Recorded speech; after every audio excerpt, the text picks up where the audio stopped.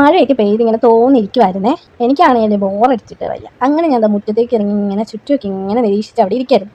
അപ്പം അമ്മ പറഞ്ഞു അമ്മയുടെ മുടി ഒന്ന് ചീകിയിട്ട് ഫോട്ടോ എടുത്ത് കൊടുക്കാം. അങ്ങനെ ഞാനത് ചീകി കൊടുത്തു. അപ്പോൾ അതാ അവിടെ ഒരാളിങ്ങനെ കിടപ്പുണ്ട് കേട്ടോ, കണ്ടില്ലേ, സുന്ദരി പെണ്ണ്. അങ്ങനെ എന്നപ്പോൾ അമ്മ പറഞ്ഞു ലാപ്പാണെങ്കിൽ പെട്ടെന്ന് സിനിമ കണ്ടുകൊണ്ടിരുന്നപ്പം ഓഫായി. അപ്പോൾ അത് ഒന്ന് ഓണാക്കാൻ പറഞ്ഞു. അങ്ങനെ ഞാൻ അങ്ങോട്ട് ചെന്ന് അത് ഓണാക്കി കൊടുത്തു ഗൈസ്. ഈ സിനിമ കേട്ടോ കണ്ടുകൊണ്ടിരുന്നത്, പേര് ഞാൻ മറന്നുപോയേ. അങ്ങനെ ഇരുന്നപ്പോൾ ദാ അവിടെ ഒരു ബിസ്ക്കറ്റ് ഇരിക്കുന്നത് കണ്ടു. അങ്ങനെ ഞാൻ അതും എടുത്ത് കഴിക്കാൻ വേണ്ടി റൂമിലോട്ട് പോയി.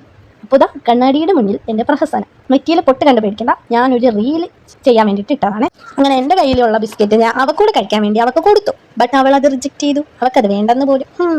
അവിടെ കണ്ടോ തൊപ്പി, ഞാൻ ഉണ്ടാക്കിയതാ, പ്ലാസ്റ്റിക് കപ്പ് കൊണ്ട് ഉണ്ടാക്കിയാണേ. കണ്ടോ കണ്ടോ, നല്ല രസമുണ്ടല്ലേ. ഓക്കെ, അങ്ങനെ ഞാൻ ദാ കണ്ണാടിയുടെ മുന്നിലേക്ക് വീണ്ടും ചെന്നു. വീണ്ടും പ്രഹസനങ്ങൾ നിർത്തിക്കൊണ്ടിരിക്കുന്നു. ലൈറ്റ് ഓഫ് ആക്കുന്നു, ലൈറ്റ് ഓൺ ആക്കുന്നു. അങ്ങനെ ഇരുന്നപ്പോഴാണ് അവിടെ ഒരു ബുക്ക് ഇരുന്നത്, ഞാൻ വായിക്കാൻ വേണ്ടിയിട്ട് എടുത്ത് വെച്ചാൽ ജീവൻ്റെ മണമുള്ള ജീവിതങ്ങൾ. ഡോക്ടർ ദീപ്തി ടിആറിൻ്റെയാണ് ഈ ബുക്ക്. 3-ാം പതിപ്പാണ്. 1-ാം പതിപ്പൊന്നും വായിച്ചില്ല, ജസ്റ്റ് ആ ബുക്ക് കണ്ടു. അങ്ങനെ ഞാൻ അത് വായിക്കാൻ വേണ്ടിയിട്ട് മുറ്റത്തോട്ട് പോയിട്ടുണ്ടേ. മൊത്തം വായിച്ചില്ല ഗൈസ്. വായിച്ചിട്ട് ഞാൻ അതിൻ്റെ റിവ്യൂ പറയാറേ. കൊള്ളാമെന്ന് തോന്നി. ആദ്യമൊക്കെ വായിച്ചപ്പോൾ കുറച്ച് ഇൻട്രസ്റ്റ് തോന്നി. അങ്ങനെ ഇന്നപ്പോൾ അച്ഛൻ ജോലി കഴിഞ്ഞ് വന്നു കേട്ടോ. അങ്ങനെ ഞാൻ അച്ഛൻ്റെ കൂടെ പിറകെ പോയി. അപ്പോൾ ഭൂമിച്ചിയുടെ സ്നേഹപ്രകടനം അവിടെ നടക്കുന്നത് കണ്ടോ ഗൈസ്. ഇവളിപ്പോഴും ഇങ്ങനെ ആരേലും എവിടെയെങ്കിലും പോയിട്ട് തിരിച്ചു വരുമ്പോഴത്തേക്ക് വർഷങ്ങൾക്ക് ശേഷം കണ്ട ഒരു ഇതാണ് കാണിക്കുന്നത്. അങ്ങനെ ഇരുന്നു. അമ്മ ജോലിക്ക് പോകാൻ വേണ്ടിയിട്ട് റെഡിയാവാണ്. അങ്ങനെ ഞാൻ ആ കുപ്പി വെള്ളം കൊണ്ട് കൊടുക്കുകയാണ് ഗൈസ്. അങ്ങനെ അവരിതാ പോകാൻ വേണ്ടിയിട്ട് ഇറങ്ങി.